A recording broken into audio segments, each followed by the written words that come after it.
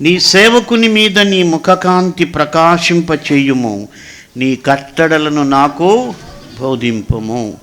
So ఆయన ముఖకాంతి మన పైన ప్రకాశించబడినప్పుడు ఆయన కట్టడలు మనకు అర్థమవుతాయి.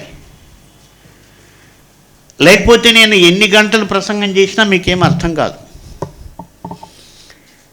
ఆయన ముఖకాంతి మన మీద ప్రకాశింపబడినప్పుడు ఆయన వాక్యం మనకు అర్థమవుతుంది. అందుకని దావీదు ప్రార్థన చేశాడు, దేవా నీ ముఖకాంతి నా మీద ప్రకాశింపచేయండి, నీ కట్టడలను బోధించండి, అప్పుడు నాకు అవి అర్థమవుతాయి, అప్పుడు నేను వాటిని గైకొంటాను. లేకపోతే జస్ట్ వింటాను, విడిచిపెట్టేస్తాను.